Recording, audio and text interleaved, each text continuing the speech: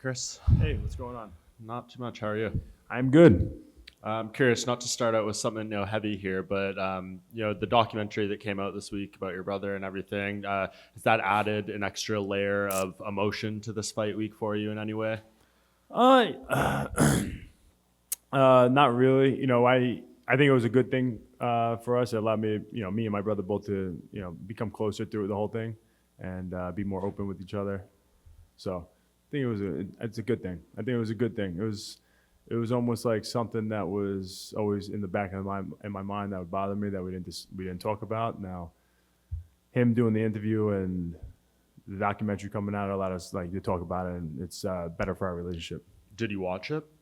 Did he watch it? No, did you watch it? I watched it. Yeah. Yeah. Yeah. Was it emotional for you to kind of relive all that stuff? Yeah. I think Rory Karp did a great job with the documentary, and yeah, there's just some of it, definitely got me like a little teary eyed, but nothing crazy. I didn't start bawling. It was all stuff I knew, but it was cool the way he put it all together. Good. Well, back to business. This Sure. fight was obviously supposed to happen earlier this year. Just how are you feeling, physically and everything after the delay, and how are you feeling coming into this fight week?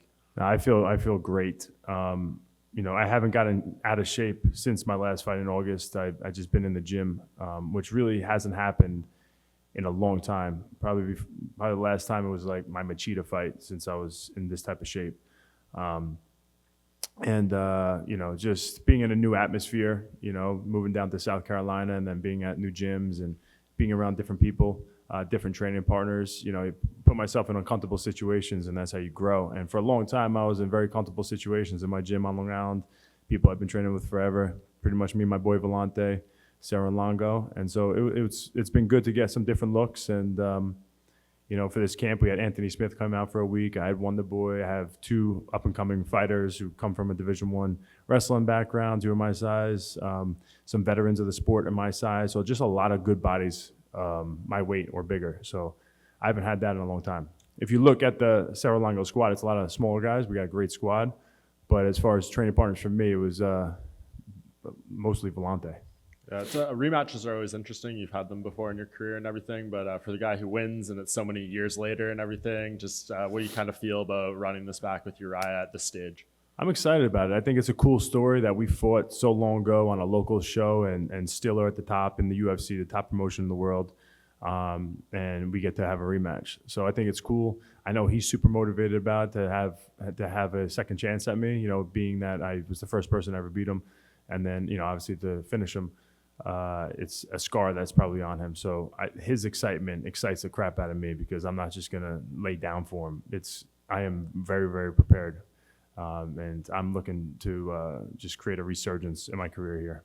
Do you think, obviously, like you said, a long time ago, a lot's changed since then, but when you're in there, do you try to put him in some of the similar positions and kind of give him a reminder and things like that? I mean, of course, if you watch that last fight, I would love to just hit him with the right to the left hook. And drop him. I mean, it was a pretty flawless fight on my behalf. So if I could do that, that would be great.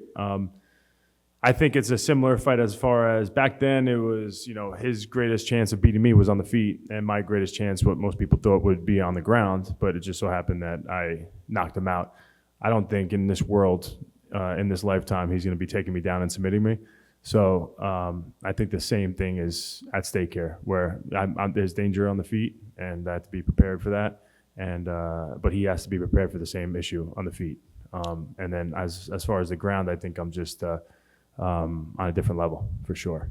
And you talk about the resurgence. I know you want to fight Izzy. You've said that you think you're a bad matchup for him. Seeing the fight with Jan, did that reinforce that in your mind? Some of the things that happened in there? Yeah, seeing that fight, seeing how a strong guy was able to out-grapple him and get the takedowns, it definitely reaffirmed the thoughts that I had on that fight.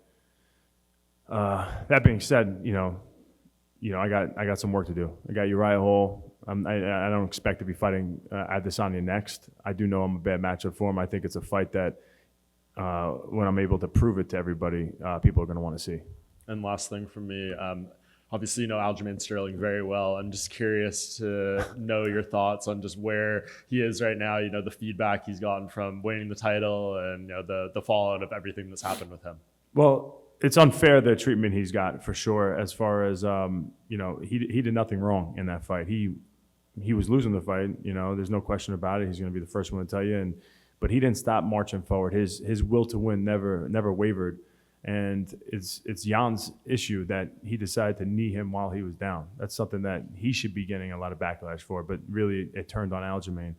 And as far as the way he's handling it now, I think he's just kind of rolling with the punches, and I think he felt the backlash, and as opposed to kind of like backing down from it and just getting super quiet, and I think he just kind of decided to go full force onto it. So now the belt's around his waist, and he's not afraid to tell you. And he does the whole Oscar thing, he's taking it really well, for the amount of hate he's getting. But it's definitely unfair. But now at this point, he's creating more hate for himself, almost on purpose. So, Chris, Uriah was in here earlier, and he said in the back of his mind, he always knew he'd probably rematch you at some point. Did you ever think you would rematch him now once he got into the UFC? I think it was probably on the back of my mind too. I always felt like we were going to fight. I knew he was a very talented guy, and I'm happy that he has had a career that he's. We're still doing this 11 years later, and we're both from New York. It's pretty cool. So I think it was always kind of in the back of my mind at some point it would happen. Obviously I always envisioned, I was undefeated world champion and defending my belt. I expected to just keep defending it and then retire. I didn't expect to have all these, losses and then, coming back and forth. But it's pretty cool how we both of our careers didn't end up exactly the way we expected. They very rarely do, other than Khabib. But I'm excited to get in that cage with him. What have you made of his recent string of success? He himself has said he's finally kind of putting it all together mentally. He's got a good home gym now. So what have you made of his recent success? Happy for him. It's good for him. Got a good win over Anderson Silva's last fight. And I like to see him with confidence. So I don't want to fight a guy who's just in his own head and he's gonna just freeze out there and just hand it over. I want to create that. I want to be the reason why he breaks, not because he breaks himself. And then looking back on that first fight, what do you remember about the build-up to that fight? Because Uriah was he was in here kind of making jokes about how Long Island's not really part of New York and like upstate's not part. Like he was like Queens, Brooklyn, Bronx. Like that's New York. So well. Queens and Brooklyn are on Long Island, aren't they? Yeah, Queens and Brooklyn are on Long Island. But that being said, come on, Long Island's not New York. Come on, I'm gonna smack him. Now he's gonna get beat up. Wait, so you're in my head with that. What? What's the question? He was just joking about the build-up to the last. He was talking about the build-up to the last fight. Oh, okay, yeah. There was definitely like a rivalry going on. It was my first real bad blood in a fight. I was 2-0 going to that fight. He was, I think, 3-0 or 4-0 or something, and he was the champion. We both had dominated everybody that we had fought before that, and he had a huge team. Being in Tiger Showman's in New York, in the tri-state area, they have like 40, 50 gyms or something like that. And so everybody goes to Tiger Showman's. Like if you do karate as a kid, you're going to Tiger Showman's, and you grow up and you want to do MMA, you're going to be going, you're coming out of Tiger Showman's. And the Cerro Longo team, since we had such great fighters, we won really two gyms, Cerro's gym and Longo's gym. We had great fighters. We started really competing with them, and we were winning a lot. And there kind of was a rivalry that was building. And then you had the top prospect in me and the top prospect in Uriah Hall. And anybody from our gym thought I was going to be unbeatable, and there's no way I'm losing. And everybody from his gym thought there was no way he was losing. And the biggest thing that I take away from the build up to that fight was I remember I got a message on Facebook from a girl that I went to high school with, and she had done karate at Tiger Showman's, and she, I guess, was still training there. And I got a message saying, Chris, just please be careful. I love you, but please be careful. He's very different. And I'm like, you have no idea who you're talking to. So I just remember being super motivated by that, and wanting to prove there's levels and I'm up there. Back to the Sterling DQ loss. Did you get any flashbacks to your fight against Mousasi? There's just a lot of confusion after that fight too. Oh, that sucked.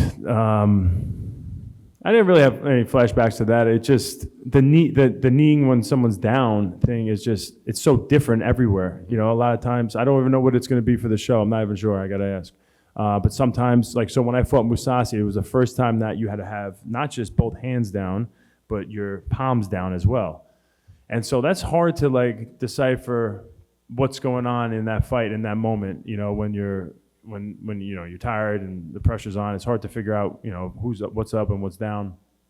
And now recently, it's like even just if one hand you know is down, one finger is down, you're considered down.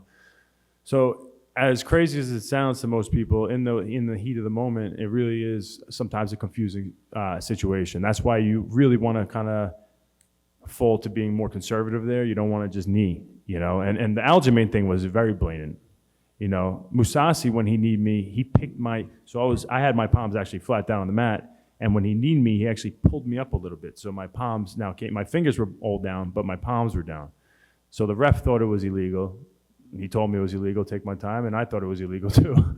And then come to find out, they look at the replay and say it's not. It was actually a legal shot in that state at that time. So I would like to have more unified rules. I think it's either just allowed kneeing completely down opponents or just maybe just the fingers. I just think it's sometimes hard to decipher with all different rule sets we have. And finally, who do you like in the main event between Usman and Masvidal? I can't make a prediction. I'm seeing these guys as I walk through these hallways. Well, you think you I'm don't have to give a prediction like just No, I'm not telling it. I got nothing. Good fight. Chris back here. What's up, man? How are you? Doing? Been lots on. I know, man. I remember seeing you in Vegas all the time. I still make moves. Look at you. You make big moves. I love it.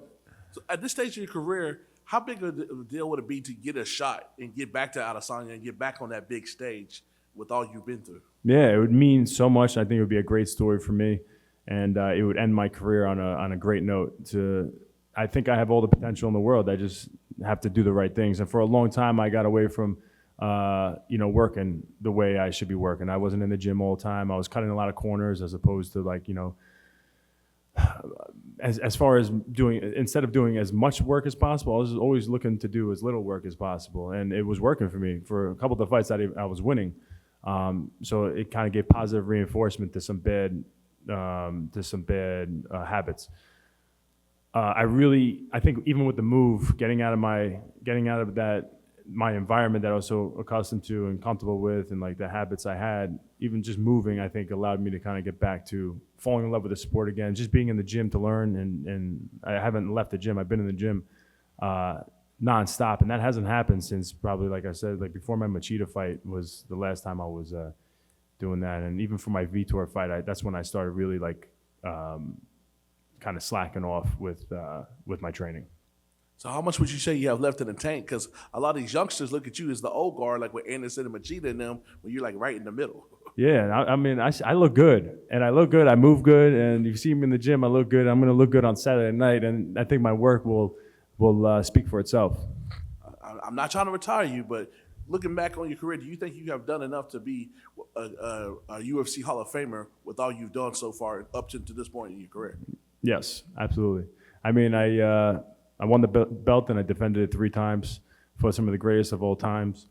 The only person that defended the belt in the middleweight division longer than me is Anderson Silva, who I beat twice. So I don't think there's a question. Not that I'm banking on it or I'm obsessing over it. That doesn't make or break me. I'm just being honest about the answer about that question. And where's the confidence going that you got the guy, that you're the guy to get that belt from Izzy? Is it because you kind of got the guy, the original guy? Is that, so to speak? I know they're two different fighters, but is that what that confidence is? I've done it once, I can do it again? No. Or is it just like a different place, different time? It's just obvious to me. Like let's say Yoel Romero was the champion. Stylistically, it's not the best matchup. A super strong wrestler who hits hard. You know, for me, that's probably like not the best matchup. But I've always done good against strikers, long strikers, guys who are very dynamic on the feet. But usually, if you grab them, they're a little weaker but they have great endurance. Like those are the type of guys that I grab because I have great endurance too. And so I could grab these guys and bring them into my world, and my grappling is just on a different level than theirs, and I could finish them. And so Adesanya, I've seen even before the Blachowicz fight, I've seen that he's a guy that I just match up really well against, and I know I could get to him. He's gonna have to worry even on the feet. He does a great job with his range. He's got great feints. I'm a fan of him on the feet. I watch a lot of the stuff he does, and I emulate it myself in the gym. But that being said, I close the distance on him. I get my hands on him. It's we're just two different levels of human beings in those situations. And one thing I always liked about you play video games, you watch other sports. What you think about the Askren Paul thing the other day? Did you get to catch that? And what you think about the I fallout? caught it. I saw him get dropped, and I shut it off immediately and pretended like it didn't happen. I was like, I'm not even going on Twitter. I was like, I just can't believe what I just watched. And that whole situation is kind of annoying as hell to watch as a fighter. First of all, if you watch that Triller event, like I thought, like the commentating, everything was very disrespectful to the actual fighters in the boxing ring. Usually, you hear like uplifting type commentating where they look at the fighters as if they're special people, and they look up to them with all the hard work they put in and how they put their bodies on the line. If you watch like Oscar De La Hoya when he was talking about Frank Mir and the way they were like commentating, I just thought was like really disrespectful to fighters. So I didn't like that. That whole event was super weird. And then as far as Jake Paul and Ben Askren, I mean, Ben Askren is a guy who's an Olympian. He's accomplished so much. I got nothing but respect for him with what he's accomplished in mixed martial arts and definitely wrestling. Big fan of him since I'm a kid. And but as far as a boxing wise goes, if you had to pick one fighter that's doesn't have hands, he never needed them in MMA. He was able to dominate not in the UFC but in other organizations, and he could have won some big fights in the UFC too. I think he had the tools to do it just with his wrestling and his grappling. But he never had striking. So then he retires from MMA, he gets a hip replacement, and then he gets called out to do a boxing fight. And now he's labeled, he's a fighter. He's a mixed martial artist, but he was really known for like not having hands at all.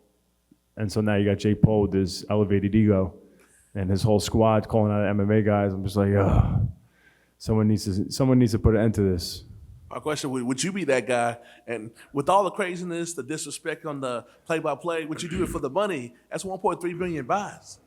Listen, of course, I would love to smash his face, and he would have no chance of beating me. But I also, like, it's crazy. You probably make good money doing that, but I want to fight the best guys in the world. Like, and Cormier said it good too, because he was calling out Cormier, and he's like, yo, why? Like, who is this guy? I don't care how much money I'm going to get paid. Like, why does this guy deserve to fight me?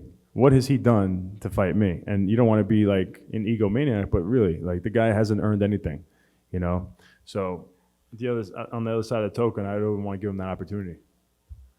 Hey, Chris, right here, straight down the middle. Yes, sir. It's been a busy month for the middleweight division at the top. I was wondering, what did you think of the performances by Marvin Vettori and Robert Whittaker? So Marvin Vettori, I thought looked good. He got the job done, but I don't think it was like, I wasn't blown away by it. It wasn't his best performance. He fought Kevin Holland, who he fought like 2 weeks before that, and there was a playbook on how to beat him, and he still wasn't able to finish him. Had him in arm chokes, and he didn't know how to finish arm choke. But Whittaker looked outstanding to me. I think he deserves a title shot. Vettori needs to win, I think, another one. But he's right there. I think Whittaker looked the best he's ever looked, and I thought when he fought Adesanya the first time, he was kind of like uncharacteristically like really lunging into punches and like really wild, and he wasn't as calculated and like slick and using his footwork as he usually is. And I'm excited to see that rematch. I know obviously you want to be the guy to take out Adesanya at middleweight, but what do you think about Robert Whittaker's chances in the rematch? Yeah, no, I think Robert Whittaker has definitely chances to beat him. Yeah, so listen, I love Robert Whittaker too as a person. Like, he's just a cool dude, such a good person. So I don't like to wish bad on anybody, to be honest. I don't hope for anybody to lose. Obviously, someone has to win, but yeah, I think Whittaker has a chance in there. And obviously, I would love to fight Adesanya and be the one who dethrones him, because everybody. I love that feeling of everybody thinking you have no chance at beating somebody, and then you go out there and prove it. So I would love that opportunity, but if Whittaker's the one to do it, good for him. My final question, you gave us your thoughts. What do you think that Ray Longo and Matt Serra are going to say about Uriah Hall saying Long Island isn't part of New York? How you doing? How you doing? Are you kidding me? I don't know. I don't really have like a good rebuttal on that. I just think it's stupid. I mean, listen, we're not upstate. We're not upstate New York. Now that's not New York. That's what we say. Chris to the left over here. Your left. I want to go back to the kind of the knees thing again, and just where do you stand on like grounded knees and the legality? Are you for them being there? I think it would benefit your style a little bit, but just what do you think about them? You're just not used to seeing it for a long time. Obviously Pride and stuff, and some of the shows in Asia and Russia, I think, allow it. But I mean, for me and my style, it makes perfect sense. And obviously, we're always trying to get closer and closer to as real of a street fight as possible, but also being, but keeping the athlete safe. And I'm not sure, like, the science behind, like, if you learn how to protect yourself properly, even from the knees on the ground, if it's that much of an issue health-wise to the fighters on the ground. If they're, if you're focused on stopping that, I wouldn't be opposed to having these completely legalized on the ground. Yeah, and as for your style in general, the last fight we saw a little bit of some Wonder Boy karate movement from you. Just curious if we can expect more of that in this fight. Yeah, I like mixing it up. I mean, as martial artists, you have to be completely open-minded to every martial art that's ever been around, and I do what makes the other person feel uncomfortable. So when I'm in there and I'm working, like if I'm in a traditional stance and I feel like he's getting off and I'm not, and like he feels comfortable and I don't, I'm gonna switch it up. I might switch it to southpaw. I might go Wonder Boy style on him. Might be crazy pressure into my wrestling. Khabib. I take pieces of so many different MMA fighters on what they do great, and I try to create my own. And last thing for me, I know you've collaborated with Monster a bit in the past and whatnot. Just curious your thoughts on Dominic Cruz's call out of that and Hans Molenkamp. I don't know what you're talking about. What? All right. What?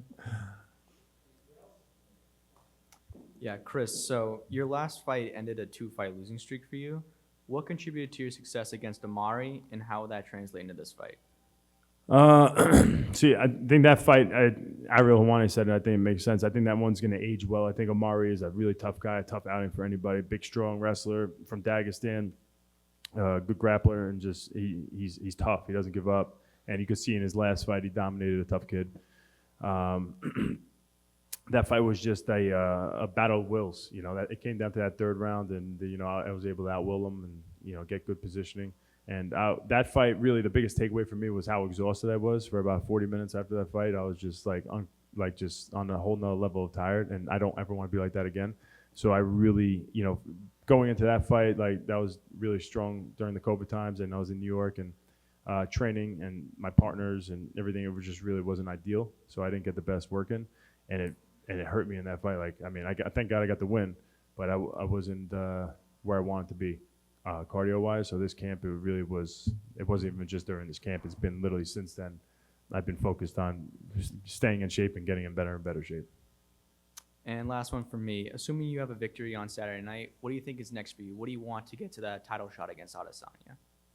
I want to go out there and let the fans choose, and decide when they want me to fight. And I got to do that by, making some big statements. And I don't expect it to be right after this Uriah Hall fight. I expect to fight another big name after that. And if it takes another one after that, it takes another one. But I think probably 2 fights in spectacular fashion, I really get to show my potential. I think people are going to be wanting to see me fight for the title. Thanks, Chris. Thank you.